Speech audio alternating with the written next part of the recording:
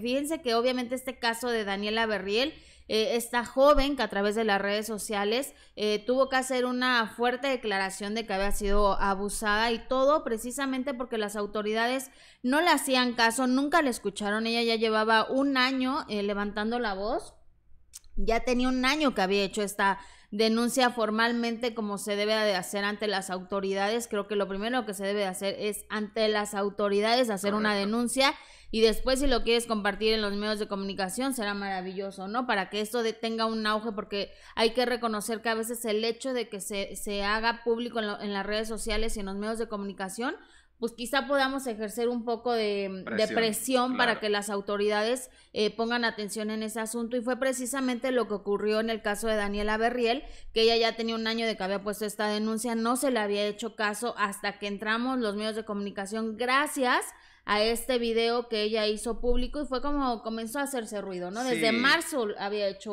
la denuncia. Y que lamentablemente, y es como lo hemos comentado en muchas ocasiones, no debería ser así, ¿no? Es decir, cualquier persona que tenga una denuncia, algo que exponer ante las autoridades, debería ser tratada con la misma dignidad y con la misma atención que cualquier ciudadano.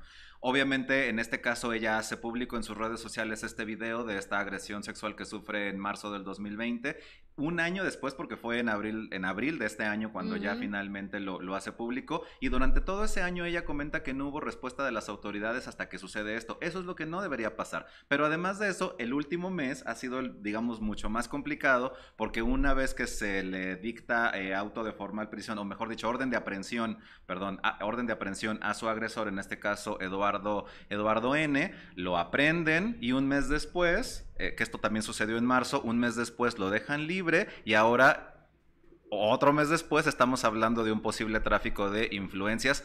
Aclaro, posible, presunto, porque es la denuncia que hace Dani Berriel, que lamentablemente el estado de Guerrero, dice ella, ha metido o no ha ejercido la justicia debida, y entonces pues por eso está un violador en la calle. Pero fíjate que estamos hablando ya de dos casos importantes donde obviamente se menciona tráfico de influencias, y esos son los casos que sabemos porque son públicos. Exacto. Pero tristemente y desafortunadamente, ¿cuántos casos hay, Roy?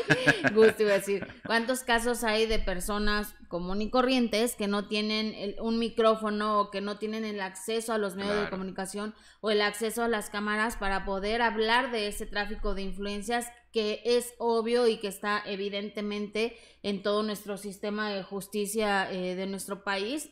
No sé si en otros países del mundo, pero aquí en el país donde vivo es donde obviamente hay muchísima corrupción, se maneja muchísimo tráfico de influencias desafortunadamente, y este caso de Daniela Berriel, la verdad es donde también, por cierto, está apoyando a Sergio Mayer al inicio. Y sabes que además, que para la gente que no ha seguido tan de cerca el caso, se habla de un tráfico de influencias porque la familia de Eduardo N., que es el presunto agresor, bueno, no el presunto, el agresor de Dani Berriel, porque ya había recibido esta orden de aprehensión, es miembro de una importante familia de este sistema de oxigenación que ahora acaparó tanto el mercado durante la COVID-19, ¿no? Muchos conocemos el nombre de estos tanques de oxígeno. Ellos son, digamos, dueños de esa empresa que trae ese oxígeno aquí a México. Entonces, por eso se habla de que están usando sus influencias, o usaron sus influencias para que Eduardo N. saliera libre un mes después de haber sido aprehendido, y que hoy Dani Berriel siga pasando este terrible trago amargo, porque hoy justamente está llevándose a cabo una audiencia vía remota, que dice además Dani Berriel, ¿por qué tiene que ser remoto si todas las veces ha sido en físico? Y esto lo que les da a entender es que si el juez retoma la parte de decir vamos a aprender al agresor, pues no lo pueden agarrar porque todo está vía Zoom. ¿A qué hora lo agarra? Así como imagínate, ¿no? Nada más Eduardo N., que además sigue, como tú lo dices, libre. Sí. Estaba también involucrado Gonzalo Peña. Correcto. Que además es un joven actor muy guapo, que español. estaba exactamente español, que estaba en la telenovela de Juan Osorio, ¿Qué le pasa a mi familia? Y que después de que se da a conocer este caso, pues obviamente el productor Juan Osorio lo tiene que sacar de esta telenovela, mostrándose pues muy solidario con todas estas situaciones de abuso a las mujeres. Correcto. Y lo que tenemos entendido es que le otorgó el perdón a Gonzalo Peña, que estuvo también muchos meses prófugos. Él decide entregarse y decide ir a dar su declaración. Entonces va a colaborar junto con Dani Berriel para que obviamente se haga justicia y sea detenido como debe de ser Eduardo N. Y correcto, porque además Dani comenta que, o los abogados, en este caso el bufete Olea y Olea que llevan el caso, comentan que Dani se desistió de la orden de aprehensión a Gonzalo Peña porque justo él acude a hacer esta declaración donde ratifica que efectivamente hubo una violación, es decir, ya no solo es el dicho de Daniela Berriel, que es la víctima, sino que ya en este caso el presunto cómplice ahora funge como testigo, ¿no? De en este caso de Dani, y por eso al otorgarle ella el perdón, ya no corre ningún peligro Gonzalo. Correcto. Pero digo, obviamente nada más, pues va a ser seguido por los medios de comunicación, obviamente, ¿no? Porque obviamente vamos a querer saber todo lo que opinó y por qué estuvo de acuerdo. Por qué guardó silencio al ser cómplice de una violación y además estuvo prófugo. Exacto. Porque es la palabra, estuvo prófugo escondido durante varios meses. Pero bueno, ayer Daniela Berriel junto con sus abogados se reunieron con los medios de comunicación y esto fue lo que sucedió. Y hoy les habla una mujer que está enojada con el gobierno de Guerrero porque no están respetando mis derechos, los están violando. Y en diferentes 3 momentos. Ya les comentaron mis abogados. El primero es no respetar que yo estoy otorgando un perdón y que ya estoy teniendo de testigo a Gonzalo Peña y no le están dando la libertad para que él pueda declarar en presencia. Eso obviamente obstaculiza el proceso y cualquier audiencia, porque no lo puedo tener aquí presente. Segundo, que están violando mis derechos, es el no dejar que mis abogados y yo entren a las muestras de genética, que la verdad, les voy a hablar como víctima, es uno de los procesos más difíciles que una víctima tiene que llevar, la muestra de genética. Y no se me permite entrar a esa muestra. De verdad, eso me tiene bastante enojada, porque sí se le permitió a Eduardo en 24 horas entrar a esa prueba de genética y a mí en unos 15 días no se me permite. ¿Por qué? Obviamente porque saben que va a salir a mi favor. Y tercer momento, todas las audiencias se han hecho presenciales, todas. Y casualmente esta, que es tan importante, mis abogados pidieron que Eduardo estuviera presente. ¿Y qué hicieron? Dijeron que va a ser vía Zoom. ¿Por qué? Porque si obviamente el magistrado gira orden de aprehensión contra Eduardo, no van a tener la forma de cómo agarrarlo, porque está vía Zoom. Claro que tengo miedo, pero quiero que sepan que si algo me llegara a pasar el día de mañana, que ni lo mande Dios, yo me voy como una mujer digna, me voy como una mujer que está orgullosa de sí misma, igual mi familia. Pero sí, claro que pido protección, pido porque lo que estoy destapando, como estoy destapando las cosas, creo que es fuerte y creo que a muchos no les va a gustar el cómo estoy haciendo las cosas. Yo me quiero dirigir al magistrado que mañana se pronunciará. Es un día muy importante para nosotros, para mi hija y para México. Es muy importante que se haga justicia. ¿Y por qué me voy a dirigir a él? Yo no lo conozco. No sé ni cómo es su actuar. Sin embargo, yo le digo, no sé si tenga hijos, hijas, pero yo le digo al Señor que a los hijos se les educa con ejemplo, que de verdad pueda ver a sus hijos con la mente muy alta, de que sepan sus hijos y su familia que está actuando conforme a derecho. No le pido que nos ayude, absolutamente no, que actúe conforme a derecho. Mañana sabré quién es. Mañana sabré si merece mi respeto o si va a merecer el repudio de toda la gente y quizá hasta de sus propios hijos. ¿Por qué? Porque estaría violando la ley.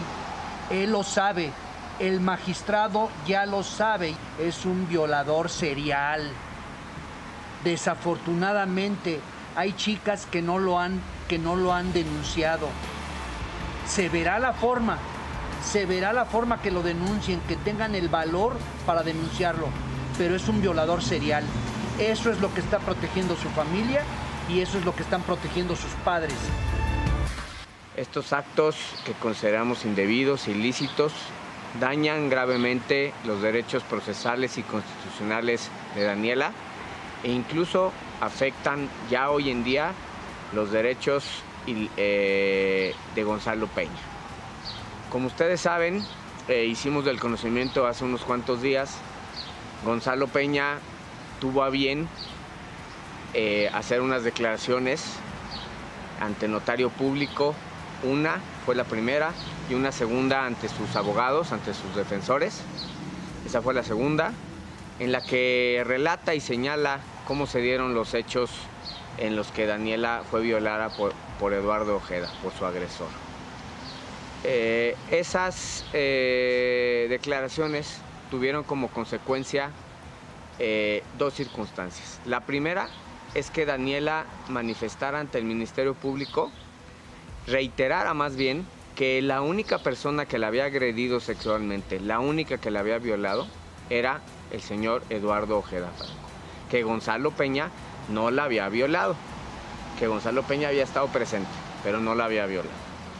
Y la segunda de las declaraciones de Daniela, ambas ante el Ministerio Público, señalaba y otorgaba el perdón a Gonzalo Peña por el delito de abuso sexual.